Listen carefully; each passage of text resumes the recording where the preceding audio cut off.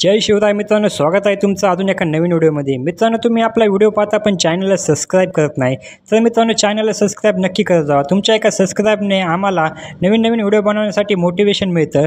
तर मित्रांनो, आजच्या व्हिडिओमध्ये आपण तापोळ या ठिकाणाबद्दल माहिती जाणून घेणार आहोत। चला तर मग मित्रांनो, आजच्या व्हिडिओला सुरुवात करूया।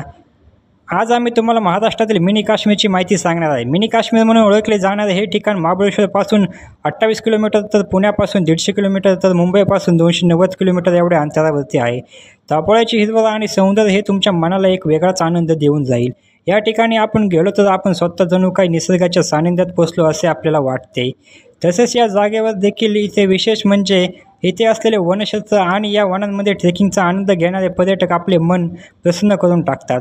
जर तुम्ही कधी महाबळेश्वर या ठिकाणाला भेट देणार असाल तर नक्कीच महाबळेश्वर जवळील तापोळा या ठिकाणालाही नक्कीच भेट द्या। तापोळा हे महाबळेश्वर जवळील छोटंसं गाव आहे।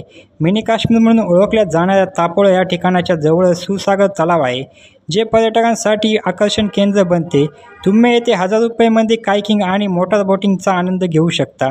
वासोटा आणि जयगड सारख्या तापोळा तलावाच्या जवळील घनदाट जंगलामध्ये बरेच अज्ञात किल्ले देखील आहेत, त्यांनाही तुम्ही भेट देऊ शकता। खरोखरच येथील हवामान व वातावरण आपले मन प्रसन्न करते। तसेच पावसाळ्यात छोट्या छोट्या धबधब्यांचा आनंद आपण घेऊ शकतो। जर आपण पावसाळ्यात तुम्ही येथे येण्याचा विचार करत असाल तर येथे जवळच कास पठार देखील आहे। पावसाळ्यात कास पठारावरती 150 प्रकारचे फुले आपण या ठिकाणी पाहू शकतो। तुम्ही या मिनी काश्मीरला भेट देण्यासाठी स्वतःच्या गाडीने किंवा रेल्वेने येऊ शकता।